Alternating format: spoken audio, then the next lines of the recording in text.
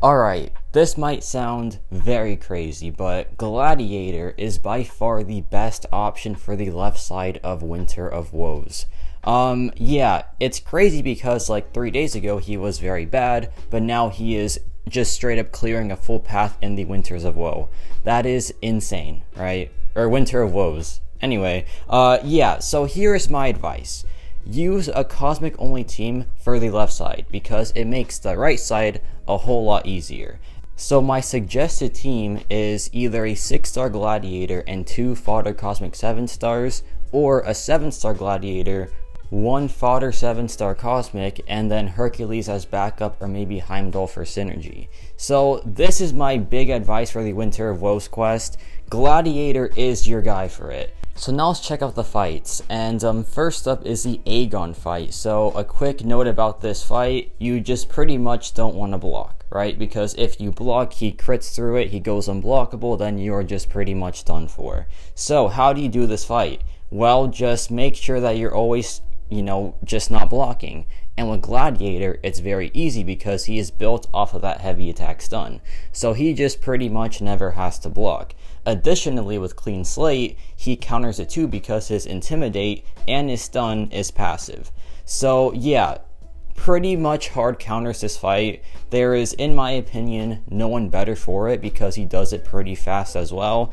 And a quick note here, there is this cement node as well. So like every 8 seconds you gain the cement charge, and once you get 3 charges, you are rooted. So my biggest piece of advice is to time your special attacks to where the third cement's about to trigger, and once that third cement is about to trigger, drop your special attack and the root will never occur. So do that for like the entire fight and you are just pretty much golden. Now keep in mind, my Gladiator is rank 2 as a 7-star and he is lightly boosted, but a rank 5 6-star or a rank 4 6-star fully boosted will do the exact same thing, just a bit slower overall. Gladiator does not need the dupe for this as well, so keep that in mind that he is perfectly fine as an unawakened 7-star character at rank 1 or a low sig rank 4 6-star. It doesn't matter, he still wipes out these fights no matter what. It's really funny. And like, it's honestly just insane how he goes from being super bad to being, one of the best options for this end game piece of content.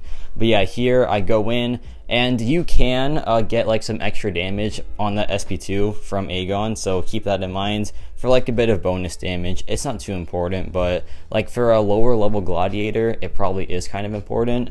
But yeah, this fight is essentially over now. Just, yeah, cheeses it. One of the best options, honestly the best option, I'll stand by that. He is just the best option for it, like straight up. That was 2 minutes flat for my rank 2 Gladiator. It could be like 3 minutes for a rank 4 6-star essentially. And now we have this Danny fight. Rough start, but once we get going, yeah, he wipes it out. So check this out.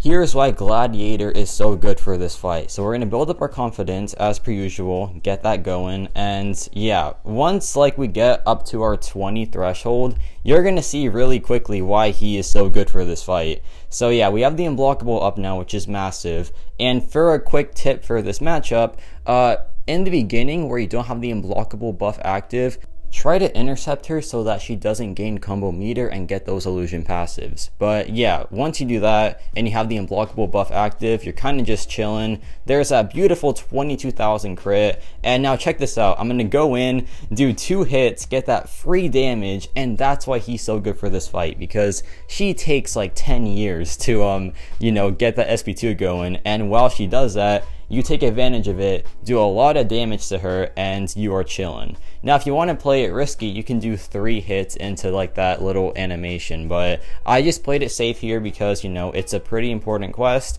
And yeah, he is just crushing this fight. The incinerates are ticking like crazy, and he is just, yeah, one of the best options for this fight. Probably the best option for it overall, which is kind of hilarious. But yeah, he just cannot be stopped early. He just cannot be stopped.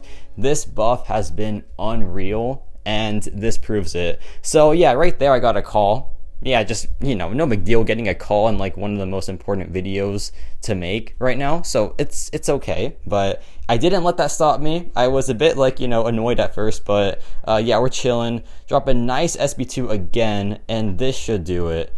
So clutch. Gladiator just such a beast, right? And yeah, I made a mistake, okay?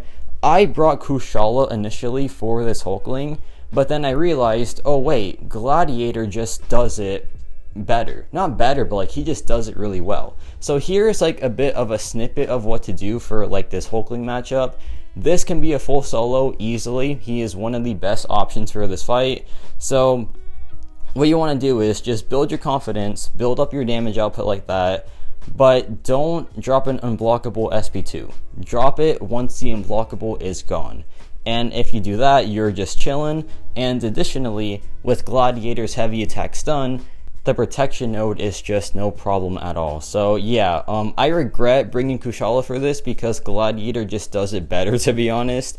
And if I don't bring Kushala, she gets to be used on the right side, where Gladiator can't be used for this fight. So yeah, essentially Gladiator takes every single fight on the left side, right? And if you want like a proper video with it where I use my 6-star Gladiator, let me know and I'll do it for sure, because that'll be pretty fun. But yeah, like this man literally just came out, right? And he's already doing this type of stuff. Unreal, just simply unreal, right? So I went out the unblockable buff, go back in, drop my SB2, and look at the damage output. Really good stuff there. Drop the heavy attack for good measure, and we are just looking really good right now.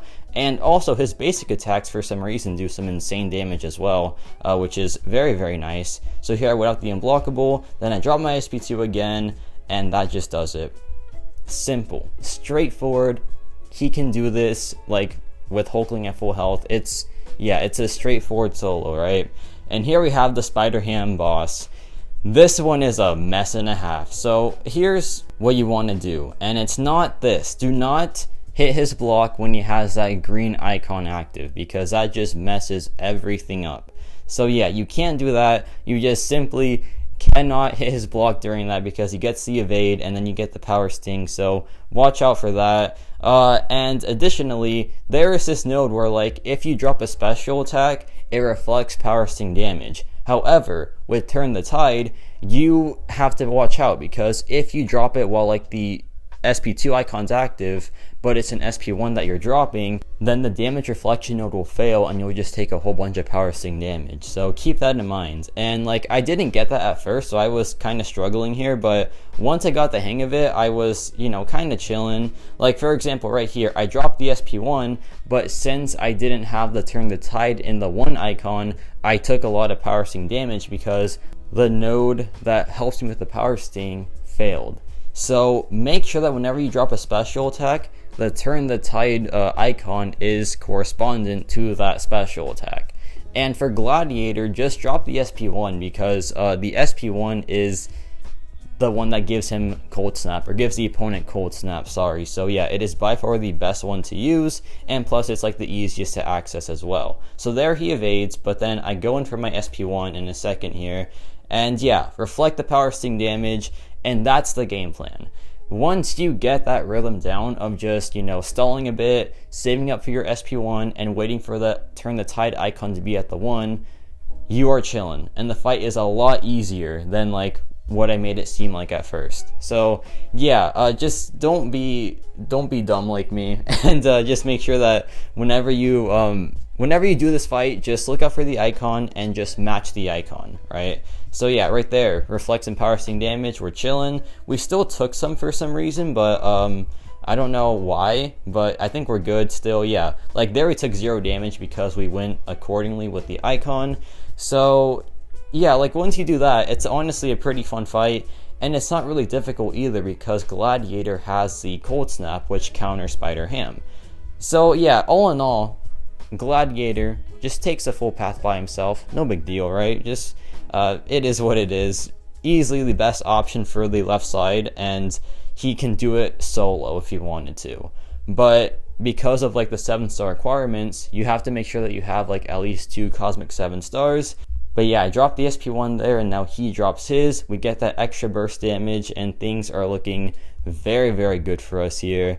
This matchup is essentially over, but I can't fumble it just yet. Also, a quick note, if you have a debuff active on you, do not hit his block because it purifies the debuff and that does damage to you, but it's not like a ton of damage. So like if you need some confidence, it is worth the risk, I guess, but just be careful. And this matchup is almost over. It's taking a bit of time, but it is what it is. And there we go, another solo down. So yeah, 3 solos and a cleanup that he can easily solo as well. So yeah, for the left side, just use Gladiator. Save yourself like the 5 other classes for the right side because it just makes it a whole lot easier. And I'll do that guide either tonight or tomorrow, I don't know yet. But yeah, let me know your thoughts on this video, and I hope it helped you. And yeah, that's about it for me.